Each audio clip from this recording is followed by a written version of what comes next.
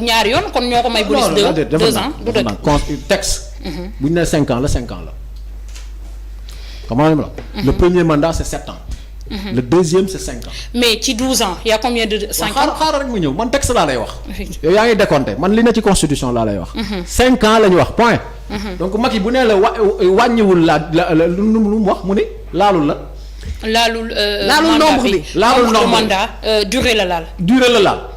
mais boo wàññee durée bi ce second mandat 5 ans la alors que la constitution ne parle que de mandat de 5 ans loolu la Barthélémy Dias doon expliquer en fait.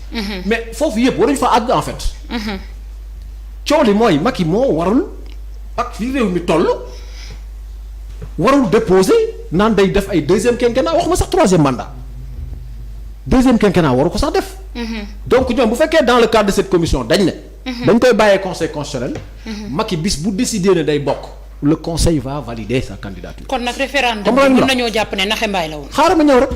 loolu jot naa la ko expliquer fii ci benn émission. jot naa la ko expliquer fii. oui vas-y. léegi. le gros problème mooy xam nga démb wax naa la fii amul benn disposition bu ñu mën a jël muy favorable Karim ak Khalifa Sall te du favorable Ousmane Sonko. gars yi dañ maa weddi en fait parce que liñ ne loolu lañu déggoo. bis bu ñu ko appliqué. mais Ousmane Sonko du bokk ci élection yi. oui article L28 bi. moom la ñu modifié. je vais te dire ce que dit l'article L28 du code électoral de 2021. muy la loi numéro 2021-35 du 23 juillet 2021. article L28 déglu ma liiral la li mu wax. ba pare wax la liñ ciy dolli. ñoom dans le cadre de la commission politique du dialogue. L28. chapitre 2 bi la moom mooy traiter les listes électorales. oui section 1. conditions d'inscription sur les listes électorales. article L28 dit ceci.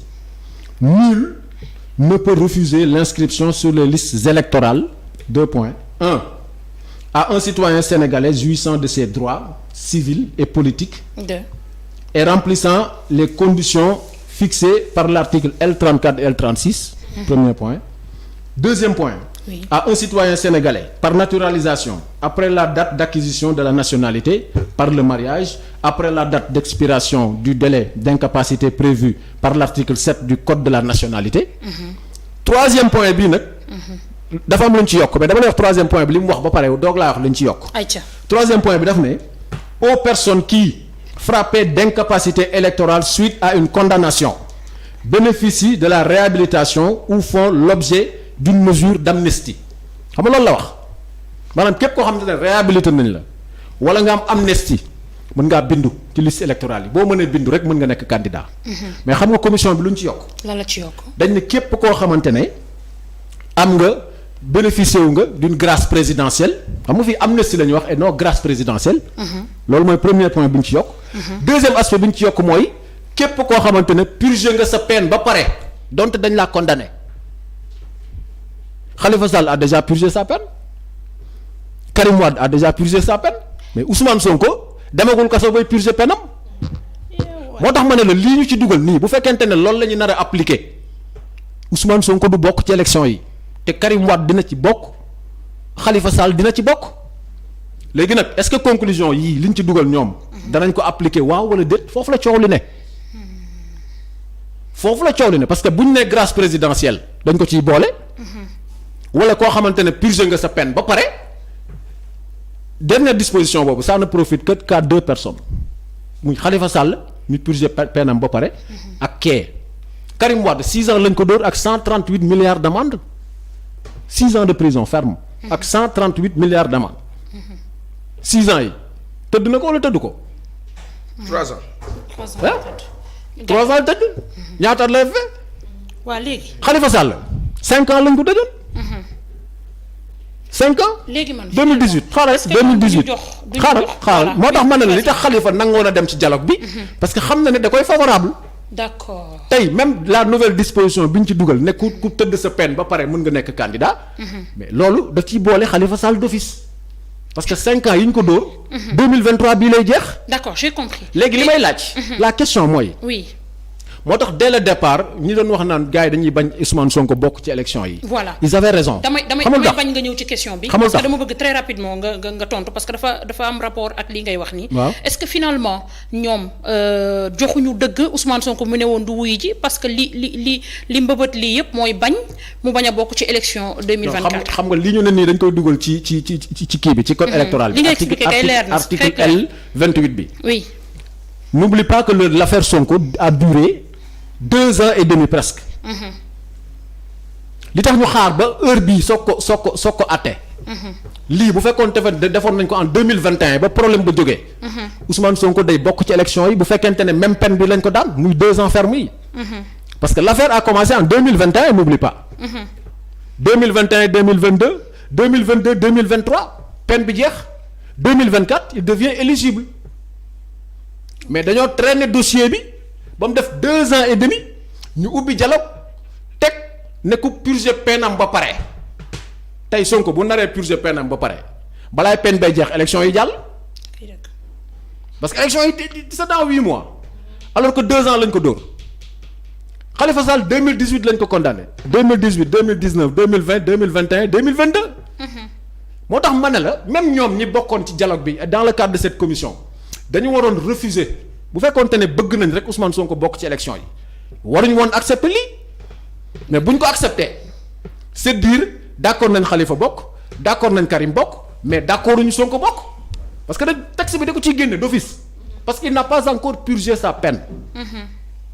N'oublie pas je le dis je le répète ñaari yëf yu bees lañ dugal ci article bi. mooy ku bénéficier wu grâce présidentielle. wala amnistie. wala déedéet non amnistie mi ngi ci texte bi ba pare. wala ku purger sa peine ba pare.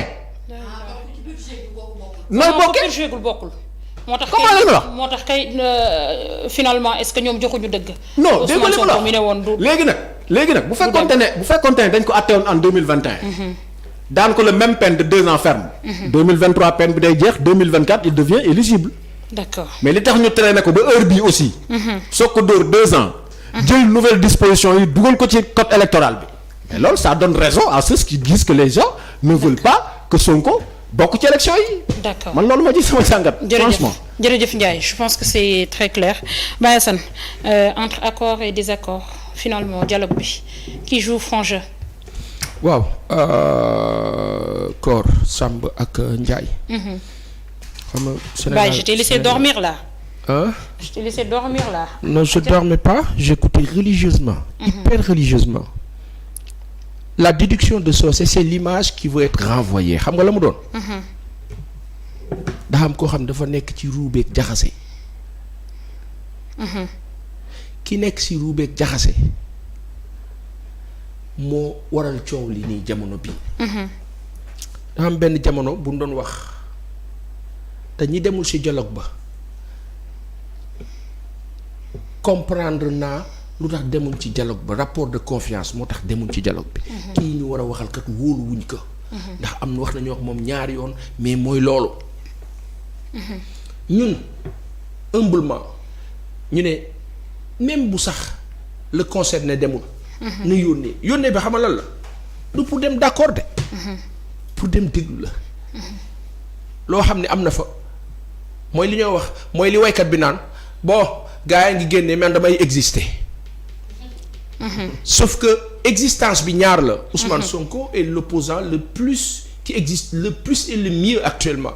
moo ci gën a fës moo ci gën a am tour moom la africain yeeg àdduna bi di tudd. En passant alors je dis une chose très simple ñi nga xam ne ñoo nekk ci dialogue bi di ay opposants. Oui. Le meilleur service qu'ils peuvent se rendre eux-mêmes. mooy lan. C'est 2 choses. ca discussion ya. parce que nag y a une chose aussi malheureusement on nous rapporte des choses et tant que l'information n'est pas si fiable parce que ñaari point de désaccord moo am. Oui. La presse en a parlé un peu. mooy mbiru 3e mandat boobu ñu bëgg a teg ci yoonu conseil constitutionnel. ak mbiru bulletin unique. Unique effectivement. alors maanaam état bi dafa bëgg wala ñi nekk ci dialogue bi ne ci nguur gi. na nu bàyyi conseil constitutionnel décider que opposants yi ne leen loolu mënut a nekk parce que kii warut a bokk. warul bokk. loolu la ñu nekk discuter. donc les opposants qui sont là-bas refusent cette thèse-là cette assertion. benn fenn nag la ñu war a gën a xeexee ñoom. te ça devait se faire depuis le début ils l'ont fait ou pas je sais pas parce qu'à un moment donné on nous rapporte des choses et malheureusement léegi man sama gis-gis mooy li ñu ñoo rapporté lu si bëri dama see maandu dama siy def attention ba wax ne barricade kër Ousmane Sonko au moment bi ñuy dialogue ña ne sa dialogue ba di ay opposants dañu war a lànk principe boobu même bu dee xam nañu mënuñ ci dara sax ñu dénoncer ko c'est capital daal di ne non amaana def nañu ko est-ce que rapporté nañ ko. nañu bàyyi xel bu baax li ñu amal affaire. ak information yi ñoo jox. am na jamono bu ñu bëggee jàpp nit. ci sunu mbokk journaliste yi dañuy jaar procès verbal baa ngi nii lii la wax nangam ñaari fan ñett ñu ne jàpp nañ ko. ñu xëy suba ñu ne procès verbal ba lañ ca wax en fait demeewul noonu nangam Khalifa Ababacar Sall biñ kaa jàpp fii information judiciaire amul woon ci dossier ba ca rapport ba ca ña ko gisoon. pourtant dañoo ñëw jaañu ci presse bi ne sàcc la. te ka def inspection générale d'État waxul lu ni mel ruubee ngi noonu ak jaxase. la même chose sur le cas de Karim Wade la charge de la preuve est versée. ruubee jaxase donc ci diagnostic bi sax. moi j'ai un problème pour di apposer aussi loolu. c'est-à-dire pendant 12 ans wala 11 ans les gens nous ont enquiquinés sur du faux c'est-à-dire li ñoo nekk di discuter base bi yëpp c'est faux. ni mu foowee ci Adji Sarr Ousmane Sonko la foowee ci Karim Meïssa Wade la foowee ci Khalifa Ababacar Sall. donc on se retrouve à débattre de choses qui n'existent pas mais dont on nous a mis la lueur ñu nekk si nag ñun ça c'est un beneen bi moo di ne ña nekk ay opposants muy waa kër Khalifa Ababacar Sall di waa kër Karim Meïssa Wade di keneen ak keneen ñoom sunu bàyyi de croix ña ca des il faut que ñoom ca la leen fa dese comme samedi la ñuy pare. diggante tey ak samedi ca waxtaan la. ñu ne leen Ousmane Sonko day bokk de wax leen ko sa kaw. xam nga lu tax wax sa kaw bi important. mu bañ a nekk waxtaani suuf. bàyyil ma wax la. ayca. parce que état bi fi nekk moom mu ngi dox toujours ci ruube ba.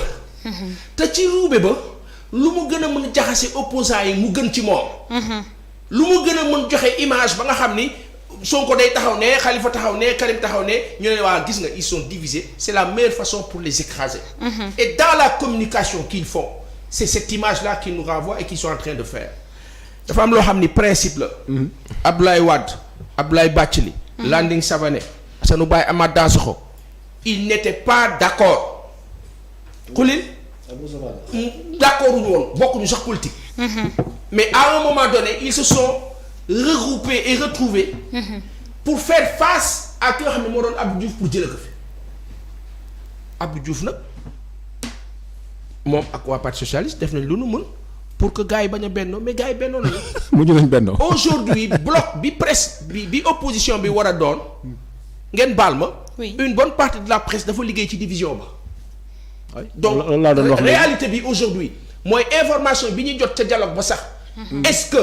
moo tax léeg-léeg ñu jox ñu info ñu ne non d'accord mais on va demander à ces opposants-là de Khalifa de Karim est-ce que vous vous êtes permis ñemewuñ la loolu légèreté ñemewuñ loolu de toog ca dialogue ba te du ngeen wax la situation de Ousmane Sonko je n'ose pas l'imaginer parce que loolu mooy jël bal xulil mooy jël bal bàyyi maagal mooy jël bal dóor ko sa bopp et je ne pense pas que ces bons gens-là nekk ci niveau bas ma ne mës nañ ma mës naa fi wax ne ci législative yi passé Ousmane Sonko s'est sacrifié et pour les gars du PDS il s'est sacrifié pour Yewwi ba gars yi am nombre de députés yu ñu mën a am loolu c'est un sacrifice que Sonko a fait pendant les législatives maintenant pour la présidentielle est-ce que ces gens-là vont se sacrifier pour Ousmane Sonko point d'interrogation mais li ma mënul nangu mooy su fekkente ne Khalifa Sall ak Karim Wade comme c'est les deux principaux concernés nangu nañu lii ñu wax ne loolu lañ ciy dugal ñoom ñu approuvé ko ma xam ne kon ils ont trahi Ousmane Sonko. waaw léegi c'est de la trahison et gëw ma ne très sincèrement gëw ma ne Khalifa Sall dina nangu lii maanaam moom muy wax ba ay disposition dugal ko ba pare ñu génn ci Ousmane Sonko yaakaaruma ko buñ ko valider ma xam ne ñoom ci seen bopp ñoom ñoo bëggul Ousmane Sonko bokk ci élection yi. dañ ko war a ils doivent refuser catégoriquement léegi nag bu fekkente ne xoole nañ bañ appliquer ko. ñoom ils seront responsables. Ndiaye. Effectivement. Je suis pas d'accord avec toi. Je suis pas d'accord. Parce que simplement li Ndiaye di wax déduction la boo xam ne mën naa comprendre mu comprendre noonu. mais c'est l'image que l'État du Sénégal veut donner. nii soo sa wax nii. mooy non xaaral bàyyi la sëñ bi. État du Sénégal waxalul Khalifa Sall. non Khalifa Sall mooy waxal boppam. non ma ne Ndiaye. waaw Ndiaye Khalifa Sall moo toogal boppam ca dialogue ba di waxal boppam. kenn du ko waxal bàyyil ma wax la. mais na ko condamné na bañ. fermement Ndiaye bàyyi ma wax la. dafa am situation bu am. boo xam ne on s'est arrangé toujours et depuis le début sur la logique de réduire l'opposition à sa plus petite expression. De toujours les diviser. Et cette assertion-là je ne l'accepte pas parce qu'aujourd'hui mënuloo Ousmane Sonko taxaw ne charte